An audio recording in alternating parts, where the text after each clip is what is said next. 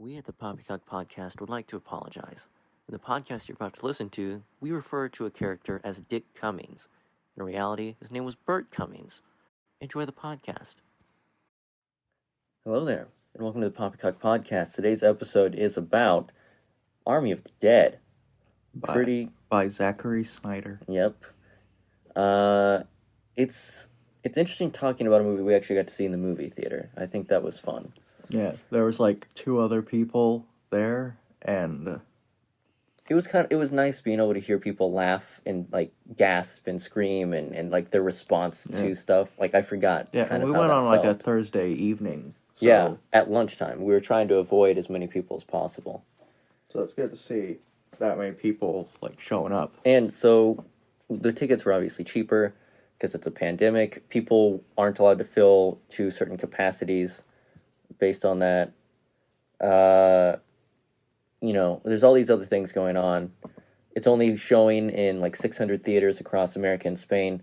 Despite all of these setbacks, it's still set to break records for Netflix theatrically debuted movies. Yeah, and which I didn't know was a thing, but apparently they have a whole intro for whenever you're watching it in theaters because it's like... Yeah, that was really weird to see the Netflix on a huge screen. Yeah, I kind of liked it. It was...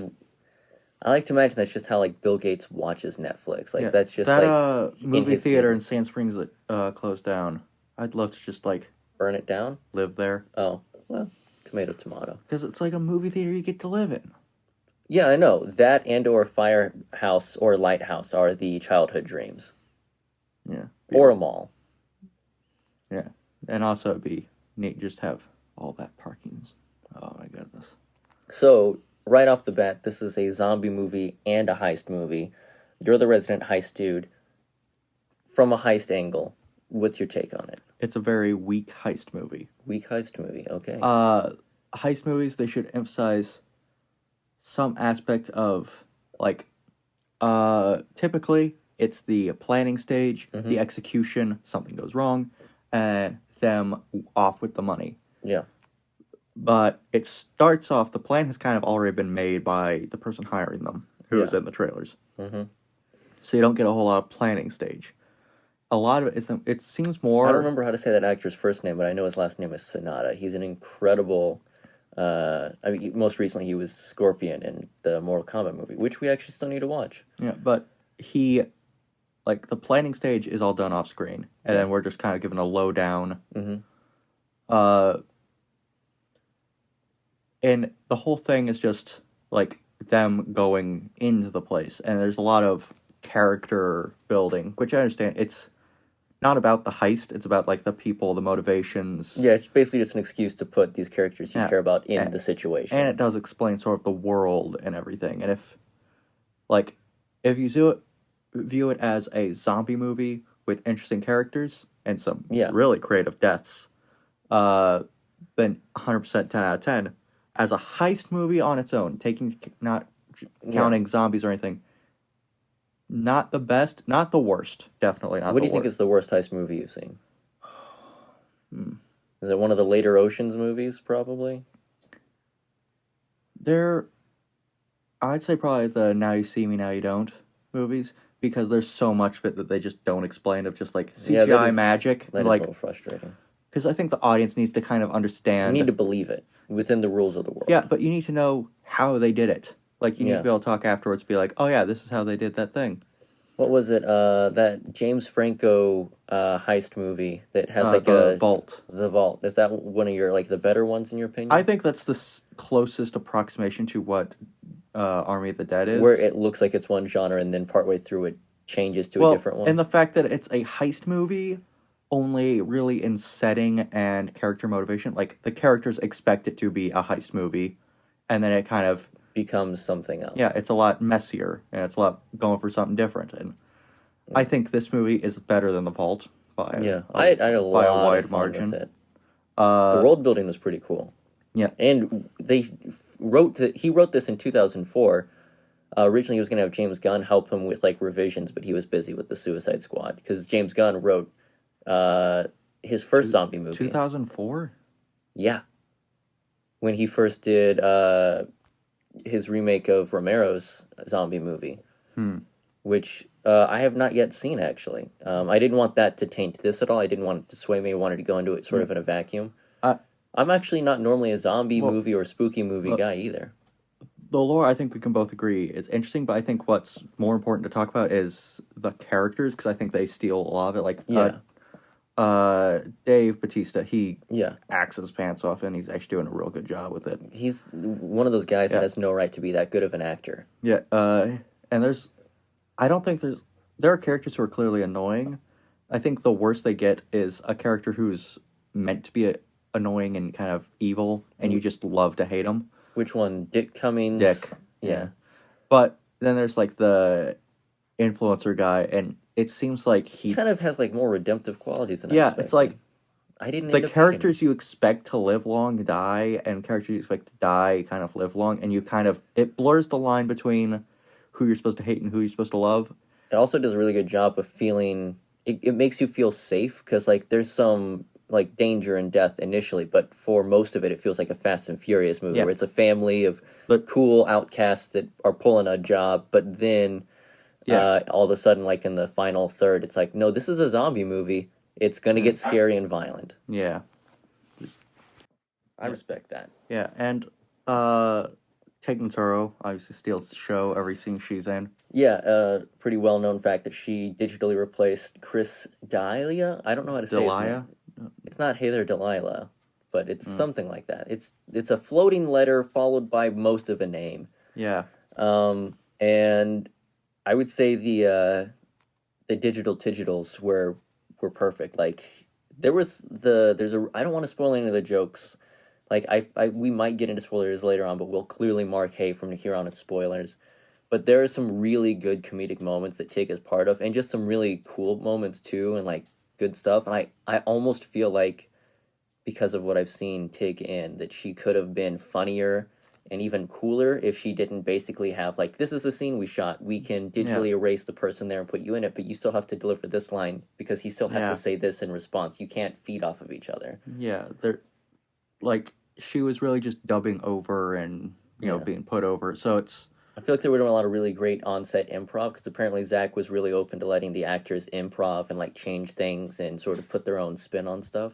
Yeah, and there's the aspect of, like, the, Dave Bautista's daughter in it. Who looks like a live-action anime girl. Like, her face looks like someone drew it. I really could not tell how old she was. Very nebulous, yeah.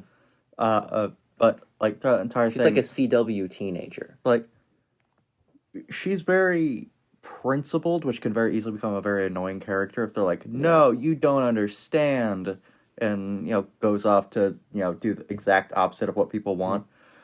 They read her very much, like, all the characters in this, I was like, I kind of don't want you to die. Even Dick Cummings, to an extent, I was like... Because he's I wouldn't say likable, but he's one of those, like, villains that you're like, this is a good bad guy to watch. It's fun to watch this person be terrible, knowing that it's just, like, building up that feeling of your comeuppance is coming, and the more bad stuff you get away with, the worse it's gonna be. Well, even then, like, to an extent there's, like, if you, like, he was bad, but also, like, there's a part where a bad guy is basically begging for his life. Yeah. And part of me was like, kind of want him to be freed, and then just them all judge him for being a wuss. And that could be... And I never felt good about, like, well, now he's kind of helpless, because I feel like we didn't get... Granted, the parts of him being the worst, he was the worst. Yeah. So let's just talk about... Well, first of all, I just need to get this out of my system. This is the second movie that Zack Snyder shot where the guy who played Jimmy Olsen in Batman vs. Superman, the actor's name escapes me, plays someone who is of military origin and dies off in the opening few minutes to set up the story. I don't know what he did against Zack Snyder, but he's, I would say, suffering for it, but he's getting paid to be in these movies. Yeah, he's getting paid, and he's getting relatively small but significant roles. Yeah, very important. I kept looking to see if I could tell which of the alphas, which is like their smart zombies, if any one of them was played by him or was, at least like a stunt performer done up to look like they're him. I think I saw a couple, but it's hard to tell. But now that it's on Netflix, Dum Dum, I don't know how to make the sound. The actor's name is Michael Cassidy. Good name. And Cassidy, he was in Zoom. Oh my god, he was the guy who was with the girl who was the bad version of Susan Storm. He's the guy who can, like, see, he's, like, not psychic. I don't know how to describe it. What would you describe that power? Dylan West. Yeah, he's the dude. I'm 90%... invisibility and the Farsight ability. He could turn invisible, too. Well, yeah, those were, like, the two powers. I thought she turned invisible. No, she had telekinesis. She's invisible in Fantastic Four. She's telekinesis in that. Yeah. Well, I'm going to say it. Zoom was better than Fantastic Four. The Trank version. Yeah. I unapologetically enjoy Rise of the Silver Surfer, and I don't care. I know it's a cheesy movie. I like it. The same way I'm probably going to like Morbius, but not in the same way that I don't like Venom. We're not going to get into that. We're talking about cheesy movies later. We actually recorded that once, and the audio was so bad it had to be deleted. That's kind of life. Yeah. Anyway, I like the world building. I like the setup of it being an Area 51 situation. I'm talking about the movie Zoom, right? Yes, still talking about Zoom. Because so far you have not said anything that is against that. I like the idea. Honestly, after seeing this, I really like this idea in, like, zombie lore where there's an outbreak. Dude was hot back then too. I'm just gonna say it. Even I showed a picture of the Michael Cassidy in Zoom. So it's not, and he was also in the OC. Who is he? I recognize that face. What was his name in the OC? Let me. Because the OC is great. Did he play the older brother at some point? No, that was the guy who's always confused as Tom Hardy from pulling Upgrade. it up. He was Zack Snyder, and then it cuts off. Hold on, let me see here. I know that I saw him in that. I just can't place what his role was. Was he like a boyfriend? No, because it was the guy who was also in an episode of Castle. It was the guy. He was Zach Stevens. He was in 19 different episodes. Yeah. From 2004 to 2005. I know. I gotta rewatch the OC. My wife, she loves Friends. She'd love the OC. Yeah. And he's in Resident Alien for 3 episodes. That's good on him. Huh. I need to catch up on the show. I only watched like the first 2, I think, of that episode. Yeah. But I liked the world building. I liked the origin. I liked the thing that I really enjoyed that I think has kind of spoiled me now, and now I'm going to want all zombie genres to do it. And I think actually iZombie is the only other one I can think of offhand that did it, but I know there are others, where the zombie outbreak happens, and then they lock down an area. So the outbreak is there, but there's the idea that the rest of the world kind of lives a normal life. They've definitely changed. Like, after this whole pandemic, we're all going to be a little bit different. Yeah. We all know Gwyneth Paltrow broke down and broke bread, and, like, actually ate bread again, because she's really suffered more than anyone else during this pandemic. Also, she's being sued for exploding vagina candles, and I hope to God that it bankrupts her. I really want to just find her and start administering Cinnabon to her. What if that's the origin of the zombie outbreak? It's like Gwyneth Paltrow is selling Goop products, and it started this holistic healing process. Oh, it's not Goop, it's Poog. And that sounds somehow worse. It's made from pug DNA. Like, all that pseudoscience of, like, salt lamps and stuff created different strains of the zombie outbreak. They have a glowing crystal attached to their chests. It's to help with their vibes and chakra, but it unleashed their evil instead. Yeah. They're like, it messed with their DNA. You remember DNA, right? Science? We're getting too deep into this. We're writing a horrible sequel to iZombie, a spiritual successor, really. This would be... What was the origin of the first zombie? That was the energy drink mixed with the drug, right? Yeah, and... Yeah, it was called... Utopia? Yeah, it was Utopia, and they had a version of it that was, like, more energetic called Lucky You. Yeah, Lucky You, and what was the energy drink called? Like Headshot or something like that. It was crazy. Had a great dude. Steven Weber Steven was playing. Weber. I'm going to look this up. God, I'm going to have to rewatch that show now. Not that that's a bad thing. That's a great show. It's a fantastic show. But it does the thing where it's cordoned off. I like that. It's like you can have fun, but there's always the feeling that if your character or the characters in the story, if you got sick of zombies, they could move back and have a different story to tell. Like, there's more to the world. It's not a one-trick pony. And I like that aspect. Because when it's the whole world, it's not... When the whole world's a zombie apocalypse, one of two things is going to happen. You're going to cure it or you're not going to. And we've seen both of those versions. Max Rager. That was the name of the energy drink. And apparently, Monster Energy Drink might be partnering with it, or or Red Bull might be. Well, I know that they had like all the celebrities who drink Max Rager have to do all those crazy stunts per month, or else they get dropped as sponsored, which is very Red Bull. Yeah, and not as light against Red Bull. Apparently, iZombie makes like coffee. Max, oh my god, coffee mugs that send me the link to that after this so that I can buy that, because that would be amazing. Anyway, back to the zombie topic at hand. I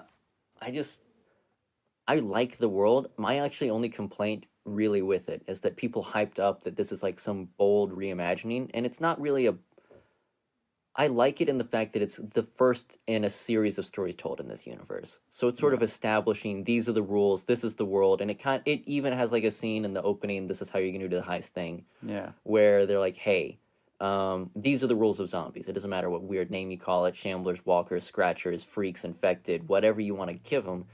Shoot them in the head is the only way to ensure that they're dead. Yeah. And they even had like the cool twists like, these like dried out husks, if it rains, they reanimate. They aren't dead. They're just raisined, basically. Yeah. Which is terrifying. And then they have like the regular zombies. So you have your regular zombie fun, but then they have like an elite, like if you're bitten by zombie 0, you're a different type. Yeah. But then if they bite someone, it's sort of like the further you get from the source, the less like you are to become multiplicity one. Rules, yeah. Which, again, one of the few movies that should be remade for modern audiences because the message. I feel like that's for a different podcast. Jason Bateman. The answer is that I was going to give is Jason Bateman. But he'd be a perfect Fletch. I don't know that he's perfect for Joel McHale. He already looks like a taller, buffer, young Michael Keaton. Yeah, but I think there's an actor who has a crap ton of range.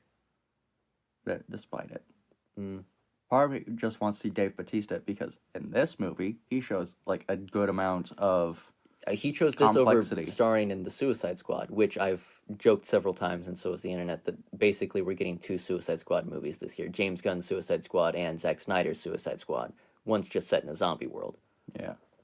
Which, as much as people joke about that, this movie is not just Suicide Squad zombie movie. Yeah. It is a zombie movie with really good characters that the marketing team was like, let's go with the art style like Suicide Squad, like on the posters. I think they just went like Neon Las Vegas. Yeah, and the soundtrack's good. Junkie XL, or I guess he's going by his name, Tom Hulkenberg. Great music, and the music that they choose to feature. Actually, and I saw Zack Snyder talking about the opening music. It's by Richard Cheese, Dick Cheese joke, where he does parodies of stuff, and he's sort of like joking, like, oh, look out, Elvis, oh, and it's like fun, and you feel safe, and then on the final third of the opening, sort of, this is what happened, intro music, they bring in a different voice, a little bit more somber, sort of segues towards like deeper, darker, like, oh, it's going to be fun, but we are going to kind of touch on some sad things, some dark things are going to happen, and in the first 15 minutes, the opening credits do, and it was some pretty heart-wrenching, like, if that was just the short film, if that was Army of the Dead, it'd be incredible. Yeah. And, it was... That's sort of like a blueprint for this is how the movie's going to be. It's going to be really fun, and you're going to feel safe, and then you're not. Well, that even goes into... There was a part where they're like once they're finally in there, and they're walking into a building, it's like, oh, we're not going to stay on the road, we need to get inside. There's a part where it seems almost like the established shot where I was like, it feels like tonally something's changed. Because I feel like it stopped being, hey, old friend, you're there. It started being, we could die. Yeah. And you're trying to do a good job of elevating the stakes as well. Yeah. Well, even then, this movie, I think, is a prime example. I would love to see someone like Film Radar or something on YouTube analyze how he set a tone for the movie, and then he used that to then set a entirely different, more powerful tone in a different act. Because there's a whole, like, tonal change where it's like, by the way, we're gonna just swap, like, because by the certain part of the movie, like, halfway point, you think you have a rough idea of what the movie punches they're gonna pull. It's gonna be kind of Dead Rising. And then sort of the rules change a little bit. I mean, a lot of it. Yeah. Like, at most, it's gonna be, like, Evil Dead, like Ash versus Evil Dead type humor, and then it just cuts to, no, we're done being ha-ha laughs. Yeah, some really dark stuff. Characters start doing some dark stuff. Some dark stuff happens to characters and stuff. Yeah, he waits to start killing off characters until he knows you would care if they died. And he makes you feel like you can invest in them. He tricks you into feeling like everyone is kind of safe at this point. Like, this is the crew that's going to finish the rest of the story.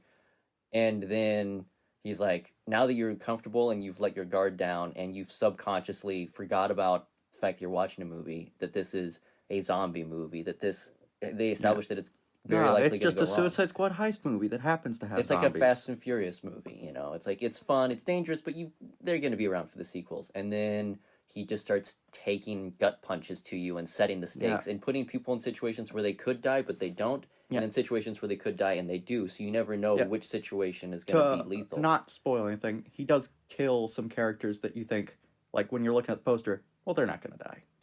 Yeah, no, I definitely was like, so these guys are definitely going to be in it. Yeah. And there's lots of characters that are going to show up in prequels and spin-offs. The moment that started, like, people started dying, I was like, if you touch Tig, I swear. Yeah. Tig was a real, like, again, show-stealing person. And the scene where Tig, because she's the helicopter pilot, Yeah. where she sees the helicopter and she's like, they spent all the money on the miniature? Like, yeah. Because she didn't need to worry about a reaction because it was just her. Yeah. I feel like that was a real... Yeah. Though the moment, like, she shows up on the rooftop, I'm like, so she just waits to get the helicopter working? 100%, I'm just going to hang out with her throughout this entire movie. Yeah. Like, she was actually... So Netflix gave Zack $90 million to make the movie, and he did it in 70. Oh, dang. So Netflix is probably real happy with him. So this is actually a fun little thing that's gone on. Hanes t-shirts. People joked that I'm just going to start buying white V-neck shirts because that's all Zack Snyder ever wears. Mm-hmm. And Hanes responded, should we rename our V-neck the Snyder Cut? And then people were sort of joking, of course it's a great PR thing. The Snyder fandom is pretty huge and active on social media, so Hanes is getting tons of attention. They're basically like, yeah, you like that director? You want to dress like him? Buy our shirts. And so they're putting their name in your head, they're doing all this. And they were like, hey, and it's just happened the day of recording, if they get 3,000 retweets within 24 hours, they'll donate 3,000 shirts, socks, and masks to a charity of Zack Snyder's choice. And then they were like, but we always restoring the Snyderverse and Zack Snyder's movies. And it was just like, yeah, these are the things you guys care about, and it gets us a lot of attention. Yeah. So we're going to play that up, but we're also giving to charity, which is another thing. Yeah. At this point, the Snyder fans have almost raised $1 million for suicide prevention and awareness. And now they'll be partially responsible, at the very least, for 3,000 sets of, socks, shirts, masks to a charity in need. Yeah. I know that people say that there are bad parts of a fandom, and every single one does have a bad part of it. Yeah. But Marvel and Star Wars has bullied so many people off of stuff, even comic book gatekeepers. Superman fans, I think, ironically, are kind of like the worst. Yeah, I feel like, look, this is going to be dialing back to, like, time of 300 and stuff like that, and Watchmen, where that was, like, the only things that I knew he made, and Guardians of Ga'Hoole. Yeah. I was like... His trifecta. Yeah, I was like, I don't really like Zack Snyder's work. Because it seems very depressing, it seems very gritty, and I could use some jovial fun. And after seeing the director's cut of Man of Steel, after seeing I think Snyder you cut... watched the one with the director's commentary. Well, it wasn't director's commentary. You did bring up, like, you had mentioned some stuff from the commentary. We watched the full director's, like, extended cut. I don't think there is one of Man of Steel. Oh, it was Batman vs Superman. Batman v Superman. Yeah. That we watched the extended cut of, and you sort of said, the like... ultimate cut. Yeah, and he was like... And I was like, this movie has charm to it. It's gritty, but it's gritty to a point of the fact that they're talking about something kind of sad. Yeah, it's supposed to basically reflect... His movies usually reflect what the world is, and people don't like it because they think that's what he likes, but he's just trying to point things back at society, which isn't normally... That's not what a lot of modern directors do. It's kind of like a dying... Especially in big blockbusters. So I don't think people always... Like, people accused him of being like a right-wing Nazi. And he was like, no, I'm pretty much not that. And he laid out where he stands on a bunch of the key issues that people said that he was the wrong way about. And so basically it's come down to... people watch his movies and feel racist and think it's his fault. I just find that most critics who make their headlines on hatred and petty insults and making it incredibly personal and passive-aggressive or backhanded oftentimes have the thinnest skin when someone says, that's not cool, right? Yeah. Like, Snyder, cry. Oh, he's crying now. No, it's usually Hack Snyder they go to. Someone said... Zack Schittner, which doesn't make sense because that's only a William Shatner insult you can use. It doesn't even work out. Are they not even trying to work on the fact of him being I said Zack Kreiner. Well, why not call him Sly? So the fact that he's trying to go what is it I'm not good at insulting someone. This is the way I describe it. A snide remark is a whole thing. I despise the Minions movies. I fucking hate them. I don't know the name of the people who directed it, who wrote it, who animated it, let alone harass them, stalk them, write things about we how know much the I hate them. studio name just because that's put on the box. Yeah, and I have ingrained so many horrible Facebook mom memes that have been shared by people who I immediately unfriend. It's like, oh, you call me crazy just because I'm a mom. You can't judge me. Only God can. Here's a minion. Like, what the... Is a minion also pregnant at age 13? I don't understand how this correlates to your life, Bethany. Anyway. You're very much spiraling. It's a problem. I feel really warm all of a sudden. In the Resident Evil games and stuff where you start fighting someone and then he mutates to a giant monster, I feel like that type of rant, it would have just been you just like a bat wing would have shoved out your back. By the way, Neil McDonough is playing one of the first sort of, I would say, bad guy. He's definitely a monster you fight in Resident Evil 2. He's playing the live action version of that character in Netflix's Resident Evil. But yeah, Army of the Dead. Before we get to any spoilers, I do want at the very end just... you never said what Kojima thought of it. Oh, Kojima. He said that it was fun, scary, entertaining, and creative, and visually impressive. Yeah. It's difficult. I had to put it through a couple different translates to make sure I was getting it correctly. Basically, he said that it will make you think, and it'll be in your head for a while because of how creative and funny and scary and visually impressive it was. Yeah. So people have been being like, so Hideo, when are you going to make an Army of the Dead franchise game? Because they're making an anime, they're making a spin-off with, I forget the name of the German character. Yeah. It's being written and directed and starring the guy who played that guy, who, by the way, wasn't allowed to go to the gym because he needed to look defenseless. So he actually did become friends with the guy who played, the dude who protects him all the time, who's buff as hell. Who put on, by the way, 20 pounds of muscle over the course of 2 months. The guy is an animal. Yeah, that dude was built. And the guy who plays Zeus, Zombie sort of Prime, was also the main stunt performer for Batfleck. Yeah, I think he's also been involved in some previous Snyder stuff, but it's a great We have stunt no team. proof that it wasn't actually in-universe Ben Affleck that got infected. I mean, I'm fine with that.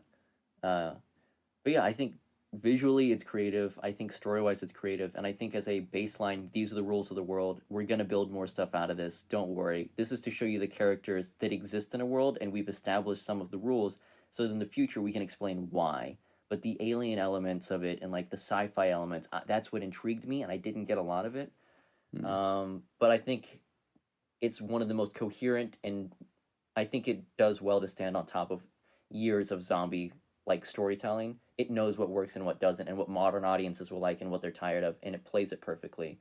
I do think that once they get to the vault, it maybe slows down a little bit because it sort of lets you catch your breath and feel comfortable.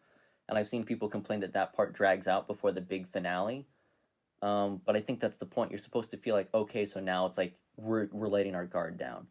I think it's sort of a choice because that's around the time where it starts shifting from a Fast and Furious to here's some fun, emotional, and comedic bits, and now that you're really invested and enjoying this, now we're going to hurt you. And we're going to do things to characters that you want to see more of. Because guess what? Unless you want to see them dead, you're not going to see much more of them in a little bit. So I would say this is a solid B+, and that's from someone who doesn't normally like zombie movies or anything like that, or at worst an A-. I would say B+, A- area, because there are a few things that would change, but I want to wait till we get to the spoiler segment here. That'll be really rapid fire, because it was my only thoughts walking out of the movie theater. That's the only thing I would have changed. So I'll let you sort of put in your 2 cents. Using a Kojima rating, I give it a tank that is actually a sexy woman out of 10. I don't know what that means. Well, using American terms. It's the horror elements, the way the story's crafted, characters and all that. I say it's really good. I'd say it's as enjoyable as any one of the Pirates of the Caribbean movies. out of the 3. Yeah, I'll agree to that. Yeah. Uh, My threshold is a movie can be bad but still good, but once you reach the level of Venom, that's the threshold where it's like, there are parts of this that are fun, but I can't tell if this is a good or a bad movie anymore. Because it's not so bad that it's good, and it's not so like good that it's clearly not bad. Venom is the midpoint between good and bad. I'll say this: if you said, "Hey, you hear this movie coming out? It's set in like Pride and Prejudice or Victorian era, and robots attack," I'd be like, "That's really weird." And you're like, "But it's from the people who made Army of the Dead." I'm like, "Okay, I'm watching." So now it's like a brand now that you trust. Yeah, it's kind of like Kingsman, where it's like it's a little ridiculous, but I'm definitely gonna probably tear up a bit.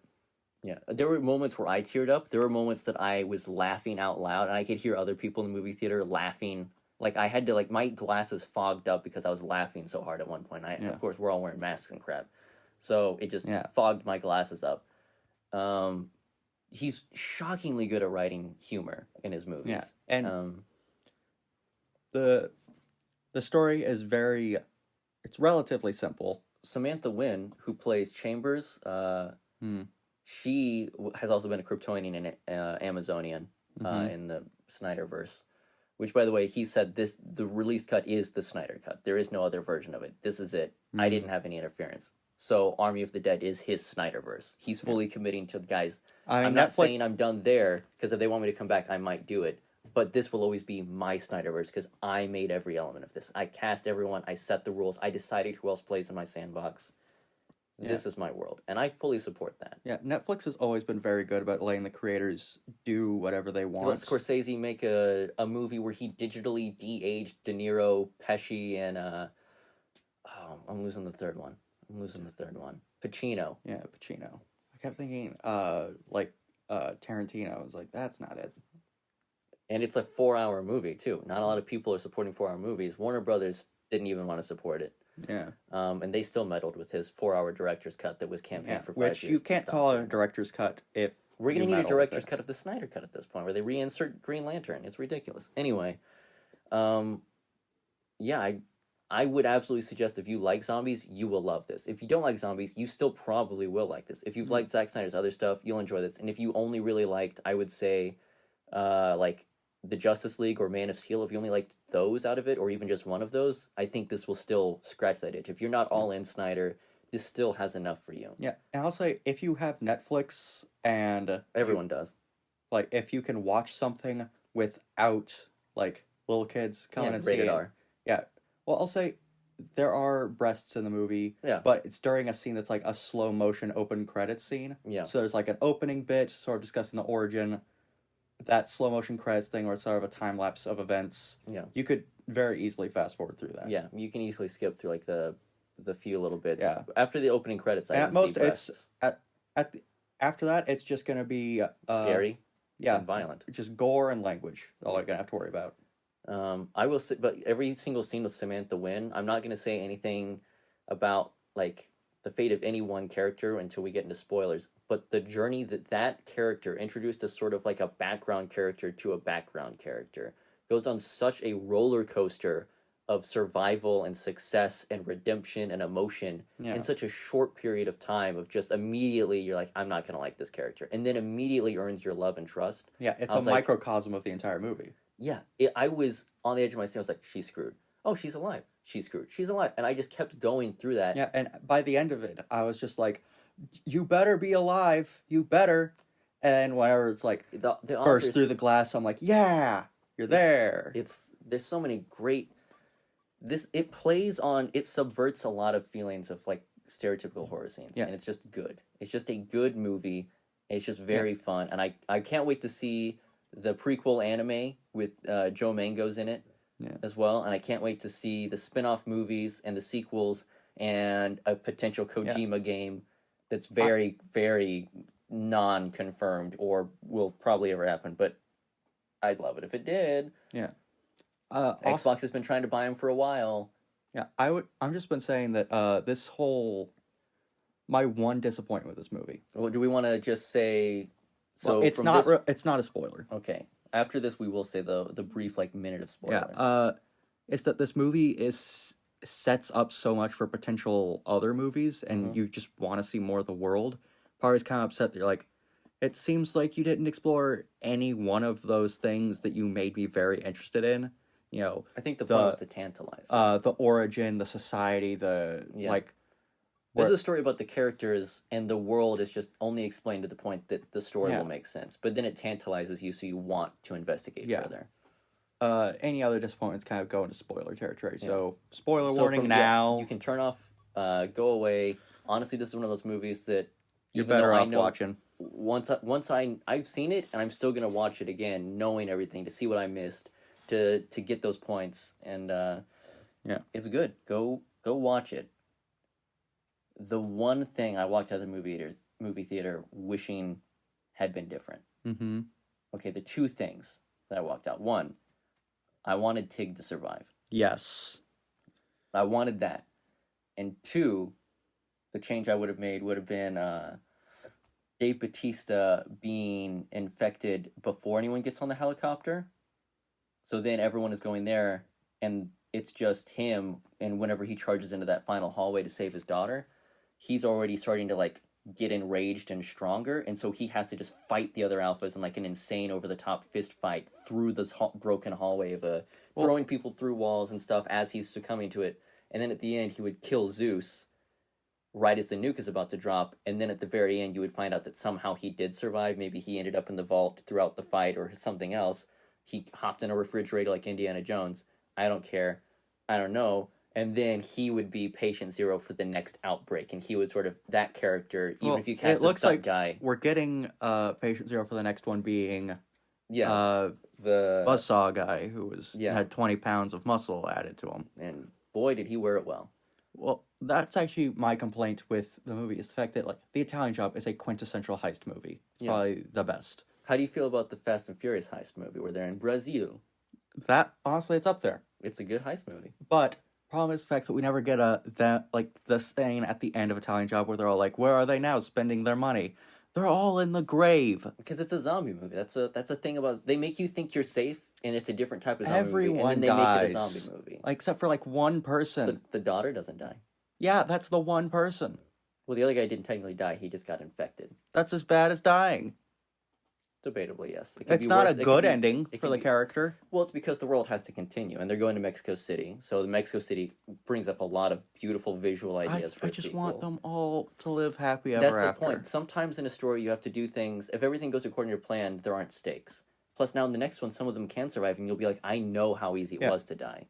Here's my casting for the next one, okay? Well, can I just further flesh out? Yeah. Like, I would have liked to see, like, a real, almost Batman versus Superman once they're down inside of that destroyed building or whatever, and they're throwing each other through walls and hitting each other over the head with sinks and bashing, and now this guy's got the upper hand, and now he's got the upper hand.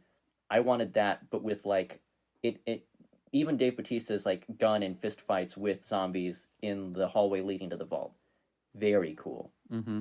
More of that, just do that, and basically it's him like, I'll hold everything off, you get out of here, and then Tig and the ladies all get out scot-free, and you can just have it where instead, at that point you become changing too much to say that both the German guy and his friend survived in the vault or something, or they both got away somehow. But I would like it where maybe they're up on something that when the nuke hits it flings him out of, like, the blast area or something, so there's an excuse. You don't show, I would say, whoever ends up in the vault, preferably the German guy and our buff friend, which we should have looked the names up before this. I've totally forgotten. I'll pull up the characters. That they survive within the vault, but we don't see them again throughout the thing. So you left ominous, did they survive or not? So that way do we want to use actor's name or... Character names. Vander... Vander who? Vander who. It's Vander, O-H-E. Yeah, Vander who and Dieter. Played by great actors. I really want to see Lily, the coyote, live longer. Yeah, it's really weird because they sort of show that coyotes, they do a service that people require, but they also, and there are worse versions of coyotes who specifically screw people over. That have more in common with Dick Cummings than anything else. Yeah, there are, and that's something that they sort of show is Dick Cummings is a bad person. Coyotes can be bad people, but they can also be good people. And so even the coyote isn't happy with what she's had to do to people because ultimately she has to look out for herself. And there are real world coyotes who will intentionally leave people stranded, easy to be picked up or killed without supplies or money, or charge them too much and strand them and screw them, literally or physically. Or, it's a And when people didn't know that a coyote was a term for that, that really bothered me. It kind of showed the education system. I lived on the border for years. I know these. You're spiraling again. Bat wings. But yeah, she was a great character. I think I can't point to any one character. I would say the girl who played the daughter had the weakest performance or delivery of lines. And she was still killing it. Yeah, and she still did really good. She would have been the best actor in a Michael Bay movie. Oh, 100%. She's way too good for a Michael Bay movie. It's just that there were so many good scenes in this one that it looked worse because of it. Yeah, and that's just that's the case with a lot of... She's also one of the youngest people in it. She's got plenty of time to grow as an actress, and she's already very good at it. That's the case with a lot of movies and stuff where you're watching it and you just see the character, like I'm trying to remember, there was a definitive movie where I was like, you're really good, but you're surrounded by better actors. What's a really good mythological name for, like, a very cool character, like a Prometheus or something like that? Like a Hercules, one. Well, not within the same religious hierarchy. Let's see. There's like just a different type of myth, like even Arthurian myth. There's straight up King Arthur. There's I'm completely blanking on But that's what I would have gone heroes. with a different name to call Dave Bautista's character in a sequel. If he was like the sole surviving alpha who then starts this. You can call him Jupiter. Jupiter, good name. Or which is the Roman equivalent of Zeus. Or Tyr, which was like the Norse god of war, which is the Norse equivalent of Jupiter, No, you're thinking Mars. of Ares and Mars, yeah. Yeah. Look at us remembering all this stuff. Yeah, and Tyr is where we get the word for two, as in Tuesday. Which, by the way, the fact that the series of Loki debuts on Wednesdays is a huge middle finger to Odin. Oh, yeah, because it was originally Woden's Day. It became... Yeah. But yeah, that's my only change is that Tig lives. Dubiously, the greatest power couple of Dieter and Vanderhoo are in a vault surviving with money. And Dave Bautista becomes patient zero. That's the only change I would make. And that's like the final 10 minutes. Yeah. That's the only change. And the final part of it, the only reason I think is that it felt too much like the end of Logan, and Logan did it better. My problem is the fact we never got to see, when it's the whole premise is a heist movie. Mm-hmm. And that's how it was advertised. Oh, one last thing. Also, they didn't play the gambler. It was in the trailers, but they didn't play it in the movie, to my recollection. Yeah, and they did not. Don't like that. That's the only thing. I would put the gambler in it, and then everything else is it. So but go ahead. My problem is, there's no...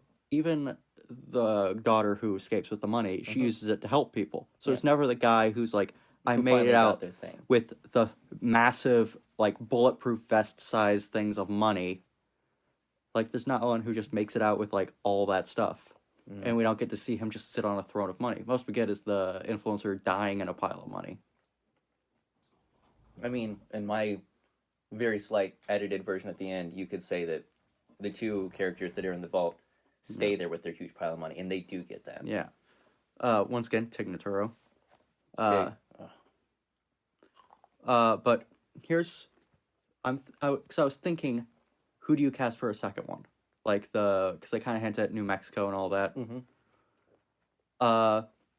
Here's who I cast. I cast Chris D'Elia, because he was in this one. But I don't know if he's been cleared of the stuff that he did. I think there's only some of it that's been... I don't follow it. Possibly him, I'll say. Maybe he has another Dick Cummings type.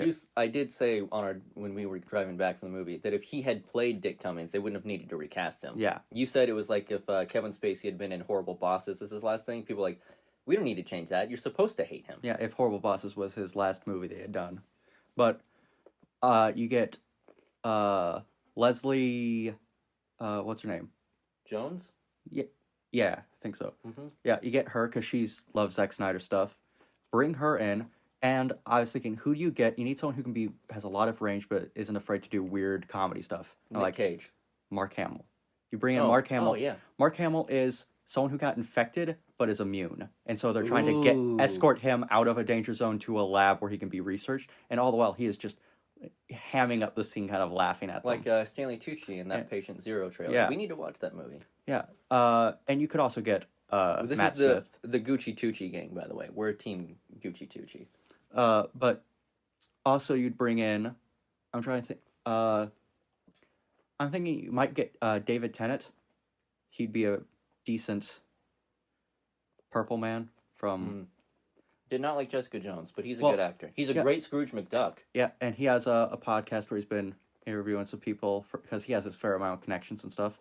Michael Rosenbaum would be great. Oh, perfect. By the way, he's Johnny Charisma in The Arkham Knight. The show singer? That's, Michael Rosenbaum! Now I want to hear the version where he serenades the Batman. Oh, man. I love when he's just... Oh, I hear it now. Yeah, I know. I know. Crazy. But, yeah, that's my initial just off-the-cuff casting for all that. And then you have it be where we get to see maybe a hint at what one of the aliens I really want to explore. I think maybe a dead hand of one or something like that. Yeah, just like a hint. A tease. Where you're just like, hey, that's blue and weird. What would be awesome is if Netflix then released a movie that didn't look like it was part of Army of the Dead. It's like a movie, like a horror movie, and then it's an alien, and then you find out that alien is like the alien from Army of the Dead. Yeah, Area 51 ends up with that causes. You kind of like you'd call the movie like Roswell or something, where it's like supposedly the landing of Roswell and the team that got like assassinated. Oh yeah, by you can them. set it in like the 50s and 60s and stuff. Yeah, and they got knocked down, and it took them this long to like start to get it into a containable state where they could move to a more secure facility. And then one of the soldiers infected because Zeus wears dog tags, so he was an Area 51 soldier. Yeah, and he has heart monitors and stuff on him, so clearly they were trying to take care of him before they contained him. So you can tell that whole story, and then it's suddenly, oh, this is Army of the Dead. Yeah. I love like when and the main guy could be the guy who eventually becomes Zeus. And the movie Life, everyone was like, "Is this a prequel to Venom?" Yeah, and then it wasn't, and it should have been. They should have been like, "Let's go back and edit that." Yeah, but then he would be. Sorry, I'm now just thinking of the Venom 2 trailer, and it's making me sad. Why is One Is the Loneliest Number playing when there's clearly Eddie and Venom are two people? Yeah, like They're not alone. Run the Jewels were perfect casting for the soundtrack because they constantly say, we're the best, rather than being a rapper saying, I'm the best. Also, they did the music for the first one. God, that movie looks like trash. Yeah, but we agree. I'm going to watch it. Sam actually did come up with a much better title for what the sequel should be because he's like landing in Mexico City.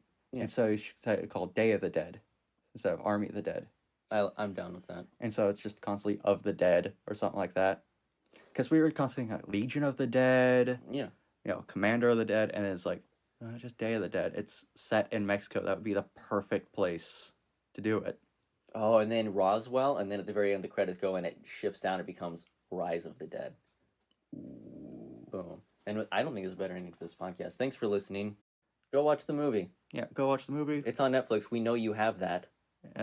Yeah, probably. And look forward to new Snyder stuff that's coming out. I look forward to the era of him making original stories and not being confined. Like, look at this. This is a rare case in which good news is coming. Yeah, I'm happy about that. A man was constantly like being belittled when he was trying to make stuff, and then he made something that was 100% his, and it's good. Yeah. Like, we were there on a Thursday afternoon during lunch hour, and we still weren't the only people in a rainstorm, too. Yeah. Where traffic was a nightmare. Yeah. And we had to drive 30 minutes to even find a movie theater playing it. Yeah. And it was still, we weren't the only ones there. So I can only imagine what it would be on the weekends. Yeah. Probably be like a normal movie theater, not during a quarantine. And they just released it on Netflix last night. So watch it. Yeah. It was doing so well, they were thinking about keeping it in theaters an extra week. Good on them. Which is pretty cool that it's doing that well. This is just a happy thing. That's a win-win for me because I love theaters. They're like keep them alive. If I have a kid, stop bailing out yachts and airplanes. Keep movie theaters. Yeah, if I'm walking into like if I have a kid and we're walking to a movie theater, I'm like, take off your hat. Like, this is like church. You don't walk in with a hat on. Show some respect. Yeah, that's $1 bill. This is God. Shame on you for referencing that movie. It's not good. No, I know it isn't. But yeah.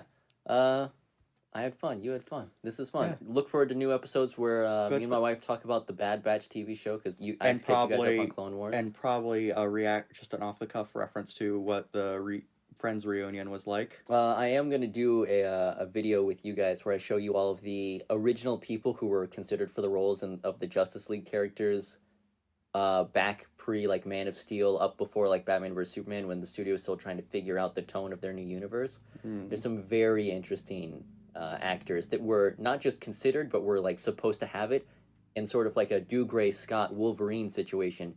had to go do something else, or the studio last minute changed, or they had a kid or whatever, so someone else got brought in, and that's how we ended up with the people that played the characters for now 7-8 years. Yeah. So it's going to be an interesting episode. Yeah. And I guess we're going to end on a note. Today was a day on which a lot of good news came out. And take the victories where you got them. Yeah, it's crazy. Well, we'll see you again whenever you click on another video. We could be dead by the time you're listening to this. Then we would be haunting you. We're the army of the dead. Remember when we passed that funeral procession on accident on the way back from that? That was awful. Oh.